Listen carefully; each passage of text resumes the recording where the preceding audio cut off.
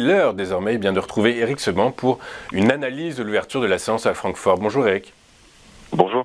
Bonjour, merci beaucoup d'être avec nous Eric ce matin. Je rappelle que vous êtes trader, formateur et coach. Eric, après avoir tapé les 15 000 points, le DAX semble se diriger vers les 15 500 points, c'est bien ça? Disons qu'il a débordé les 15 000 points, c'était déjà la semaine dernière, même la semaine d'avant. Il s'est arrêté à 15 300. Ça, c'était le niveau auquel nous trouvions mercredi dernier. Et je vous disais qu'on avait probablement atteint un point haut et que mon scénario principal était qu'on retourne vers 15 000 pour un rebond. Ça, c'est le graphique que vous avez dans les yeux. J'ai pas changé les flèches. Donc, le retour, alors, 15 300, on y était. Le retour sur 15 000, ça s'est fait. Le rebond, ça s'est fait.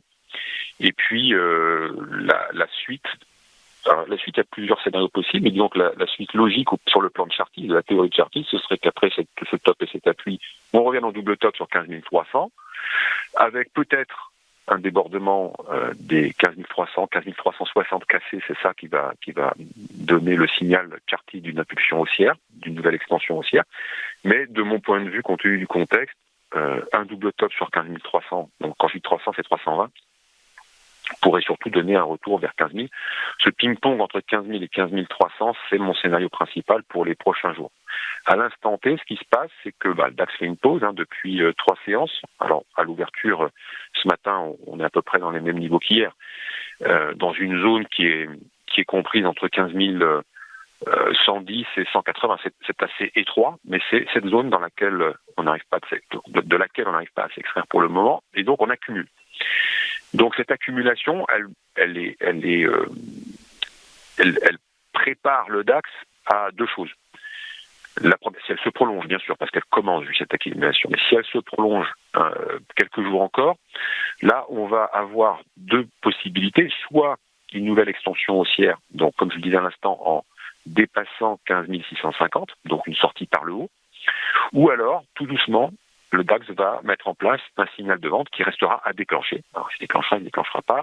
S'il se déclenche le relais, comme je vous l'avais dit déjà la semaine dernière, je ne pense pas qu'on poussera plus bas que 14 700, parce que 14 700, c'est un niveau à partir duquel les vendeurs à découvert qui avaient vendu dans cette zone pourront se racheter, auront une porte de sortie, parce que pour l'instant, ils sont à l'envers.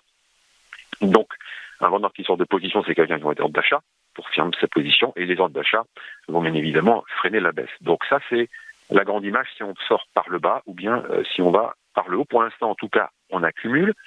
Le flux haussier marque le pas.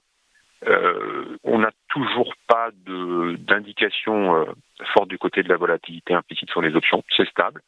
Ça veut dire aussi que depuis le début octobre, on est affiché une baisse qui doit être autour de 29-30%. Eh bien, la méfiance reste toujours présente puisque on continue de rechercher des couvertures. Alors, le flux haussier marque le pas. Quel type de flux? On sait bien que c'est un flux spéculatif depuis déjà des mois.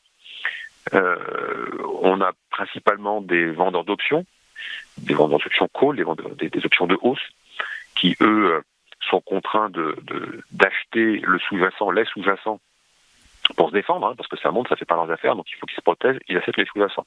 C'est comme ça qu'ils font aussi monter les marchés actions et le DAX en achetant les contrats futurs. Là, pour l'instant, avec cette stabilisation, ils ont un moment de répit. Si ça repart à la hausse après la zone d'accumulation actuelle, les pressions techniques vont reprendre le chemin de la hausse pour ceux qui jouaient la baisse. Ils vont avoir à nouveau ces contraintes d'agir pour se protéger. La pression va se renforcer encore d'un cran. Et donc tout ça, ça peut en effet amener un relais haussier. Un relais haussier modeste, mais un relais haussier quand même. C'est-à-dire, on aura sans doute avec peu de volume, ce qu'on a déjà eu précédemment, les jours et les semaines précédentes, à savoir une hausse conduite par des achats de contraintes, avec peu de vendeurs en face et puis peu de volume.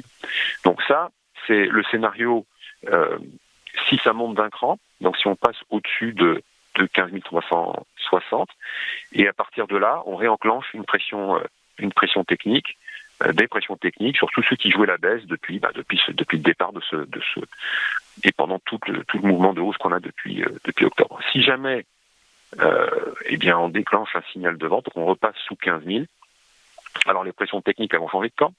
on va avoir un allègement de la pression pour ceux qui étaient baissiers, et puis on va commencer à avoir une pression qui va se faire sur ceux qui étaient haussiers et qui n'étaient pas protégés. Donc on a tous les ingrédients pour le moment. Alors voilà, c'est 50-50 pour le moment. Alors avec une petite, avec une petite probabilité supérieure de monter que de celle de baisser, compte tenu de la situation de chartiste.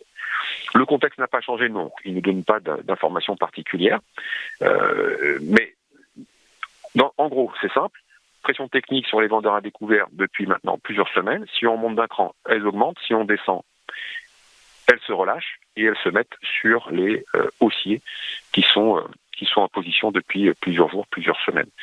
Mais mon scénario principal pour le moment, parce que justement sur le plan contextuel, il n'y a rien qui a changé, c'est plutôt que le DAX va continuer à accumuler et jouer le ping-pong entre 15 000 et 15 300. Voilà, ça c'est pour les prochains jours ce que j'anticipe. Après, on verra ce qui va se passer, mais c'est essentiellement dans le contexte et compte tenu des forces à la manœuvre que j'entrevois de plus probable. Okay, très clair.